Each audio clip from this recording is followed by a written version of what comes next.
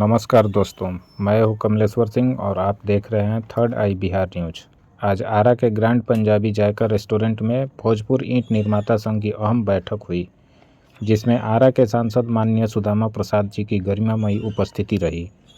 आज ईंट निर्माण से जुड़े सभी व्यवसायियों का अस्तित्व खतरे में है और ये अपना अस्तित्व और व्यापार को बचाने की लड़ाई लड़ रहे हैं। इसी संदर्भ में भोजपुर ईंट निर्माता संघ के कार्यकारी अध्यक्ष और एमटीओ ब्रिक्स के मालिक श्री मनोज कुमार सिंह ने ईंट निर्माता संघ की ओर से अपनी समस्याओं के बारे में माननीय सांसद महोदय को अवगत कराया, ताकि वो इस बात को संसद में पुरजोर तरीके से रख सकें। देखिए क्या कहा आरा के सांसद श्री सुदामा प्रसाद ने।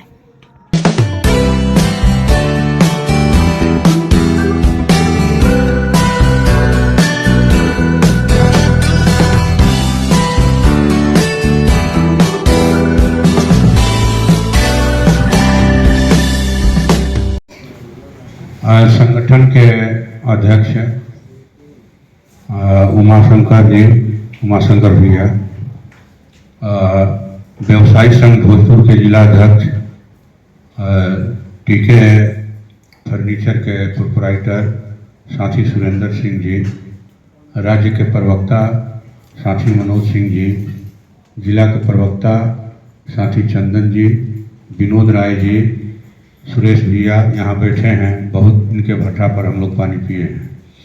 झमन जी नहीं आए, झमन जी के बेटा क्या नाम है बाबू? सुनील।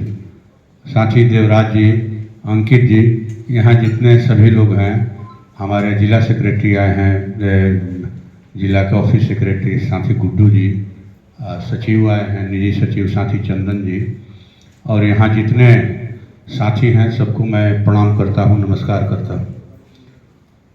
मैं समझता हूँ कि आज मैं जहाँ हूँ इसमें हर किसी की भूमिका है, आपका भी हमें सहयोग मिला है। मैं ये ज़रूर दावे के साथ कह सकता हूँ कि चूँकि हम लोग लंबे समय से यहाँ काम करते रहे हैं, हो सकता है कार्यक्रम के मामले को लेकर के, विचारधारा के मामले को लेकर, नीतियों के मामले को लेकर हमारे बीच आपस में मतभेद रहे हों या अभी भी हैं, जैसा कि साथी चंदन जी ने कहा। लेकिन मुझे नहीं लगता है कि कभी हमने किसी के साथ अपने जीवन में दुर्व्यवहार किया है। ये कॉमन चीज़ है और मैं समझता हूँ कि यही चीज़ हम लोगों को यहाँ तक लेकर के गई है। और ये भी मैं दावे के साथ कर सकता हूँ कि किसी ने हमारा वोट मांगा हो या नहीं हो, मांगा हो, लेकिन किसी ने विरोध नहीं किया होगा, ये हम जरूर जानते हैं, ठीक ना। और आप तमाम लोगों की वजह से हम जहाँ हैं, ऑफिस सेक्रेटरी हैं, हम लोगों ने आपस में राय किया। कोरोना काल में ये विचार आया, कई लोगों ने फ़ोन किया कि भाई और भी माने कॉरपोरेटों के माने चेंबर हैं, लेकिन इनका काम क्या है? क्या लॉकडाउन की स्थिति में इन दुकानदारों की मदद करना चेंबर का काम है कि नहीं है? मैं किसी की आलोचना नहीं कर रहा हूँ, लेकिन हम लोगों ने तो अभी तक यही देखा है कि कोई जिले में नए डीएम एसपी आएंगे तो जो है चेंबर के अधिकारी जाकर उनका स्वागत करते हैं, और जब वो जाने लगते हैं तो उनका विदाई समारोह आयोजित करते हैं। तो हमारे दिमाग में एक आइडिया है कि भाई हम लोग एक ऐसा संगठन बनावें जिस संगठन में हर जाति के, हर धर्म के व्यवसायी हों, हर श्रेणी के व्यवसायी हों।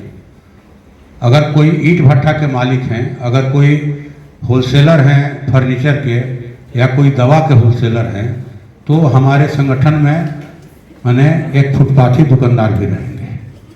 तो हर श्रेणी के व्यवसायियों का, हर जाति, हर धर्म के व्यवसायियों का और हर तरह का व्यापार करने वाले व्यवसायियों का संगठन बनाने की बात हम लोगों के दिमाग में आई।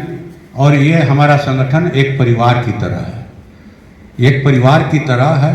हो सकता है कि समय आने पर भाई भाई का साथ ना दे, छोड़ के भाग जाए, या एक बीता जमीन के लिए भाई भाई के पेट में भाला भोंक दे, लेकिन हम लोग जानते हैं कि इसमें विभिन्न जाति धर्म के लोग, विभिन्न श्रेणी के व्यापारी रहते हुए भी एक दूसरे के लिए हम लोग सब कुछ करने के लिए तैयार है। ये रिश्ता है और यही वजह है कि ये संगठन चल रहा है। सिर्फ अखबार में बयान देने के लिए नहीं। अगर किसी दुकानदार की हत्या होती है, अगर किसी दुकानदार से रंगदारी टैक्स लिया जाता है या किसी दुकानदार के दुकान में आग लग जाती है, हम सशरीर वहाँ उपस्थित रहते हैं, सिर्फ विधानसभा लोकसभा में नहीं, जमीन पर भी। ये हमारी ताकत है, ये ताकत है। और मैं समझता हूँ कि यही ताकत दे करके आप लोग वहाँ भेजे हैं यही काम करने के लिए। मनोज जी ने कहा कि भाई कुम्हार का जिक्र किया इन्होंने, तो चूंकि रहीम कवि का एक दोहा है, जो कुम्हार हमारे भाई हैं, बंधु हैं, जो देहातों में मिट्टी का बर्तन बनाते हैं, घड़ा बनाते हैं, खिलौना बनाते हैं, और उस दोहा ने निजी तौर पर मुझे मेरे जीवन में आगे बढ़ने में बहुत मदद किया है। वो कहा, मैंने दोहा है कि रहीमन चाक कुम्हार के मांग दिया न दे, रहीमन चाक कुम्हार के मांग दिया न दे, और मुँह में डंडा डाली के जो चाहे सुने। रहीम कभी कहते हैं कि कुम्हार भाई अगर चाक पर मिट्टी का धुंधा रख के प्रार्थना करें कि हे चाक देवता 2-4 ठोक पतुकी दे दो, तो कुम्हार का जो चाक है वो पतुकी कौन कहे, एक दियरी नहीं देगा, टस से मस नहीं होगा। लेकिन कुम्हार भाई चाक पर मिट्टी का धुंधा रख के उसके मुंह में लाठी लगाकर, डंडा लगाकर तेजी से घुमाते हैं, उसके फफेली में हाथ लगाते हैं, तो वो माने पतुकी कौन कहे बड़ा बड़ा घड़ा देता है कि नहीं देता है? नहीं देता है। तो ये सबके लिए लागू है। कोई आपकी मांग क्यों मानेगा? कोई आपकी मांग क्यों मानेगा?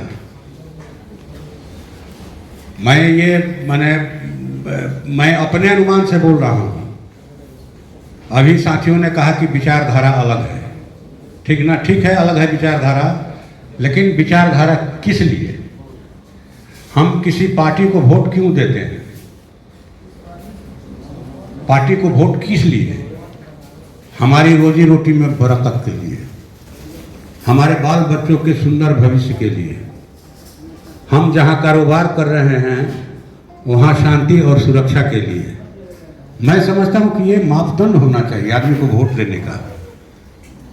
माले के लोग तो ऐसा नियम नहीं बना दिए, माले के लोग नियम नहीं ना बनाए भाई।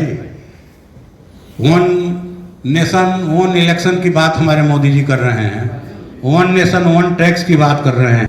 तो 1 नेशन में ये कई तरह की चीज़ें क्यों चल रही हैं? कहीं लाल ईंट का प्रयोग होगा, कहीं नहीं होगा। इसके मूल में है, मेरी जहाँ तक समझ में, हो सकता है आप मेरी माने समझ से इत्तेफाक न रखते हों, कि ये बड़ा क्षेत्र है। आपने तो सिर्फ ईंट भट्ठा के मालिकों, उन पर काम करने वाले मजदूरों का जिक्र किया, लेकिन जो निर्माण के काम में मजदूर लगे हैं उनका जिक्र नहीं किया, या जो लोग छड़ सीमेंट की दुकान खोल करके बैठे हैं उनका जिक्र नहीं किया, जो उनकी दुकानों पर पालदारी का काम करते हैं। ये बहुत विशाल कहा जाए कि संख्या है, बहुत विशाल संख्या। लेकिन आप खुद देखते हैं कि हम 7000 ईंट भट्टा हैं बिहार में, या 300 भोजपुर जिला में है।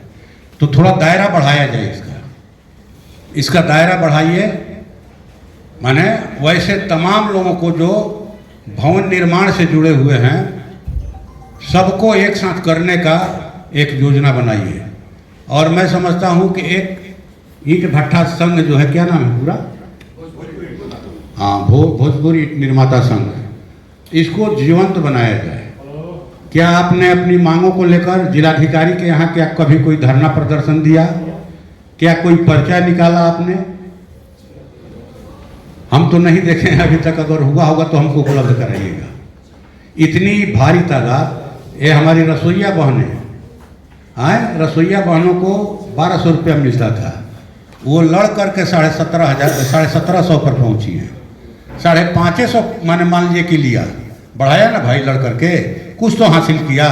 हम इतना के लिए लड़ रहे हैं, हम इतना ही मिला हमको, तो वो तो लड़ाई की वजह से मिला। जब भी बजट मैंने सत्र चलता है विधानसभा का, हमने देखा 9 वर्षों तक बिहार विधानसभा में भी रहे, कि जब भी सत्र चलता है विधानसभा का, वहाँ मेला लगता है, गर्दनीबाग में मेला का माहौल रहता है।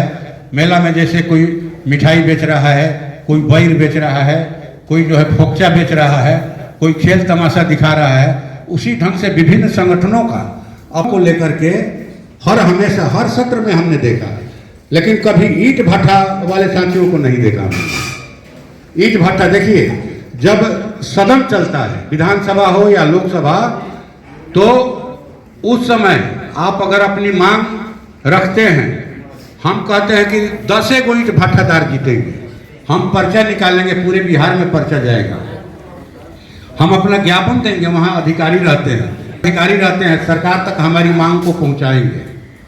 तो मुझे लगता है कि चीज़ों को यहाँ से शुरू किया जाए और हम तत्पर है, संख्या के मामले में भी, पूंजी के मामले में भी, जिनके पास कुछ नहीं है वो लड़ झगड़ करके आंदोलन करके अपनी मांगों को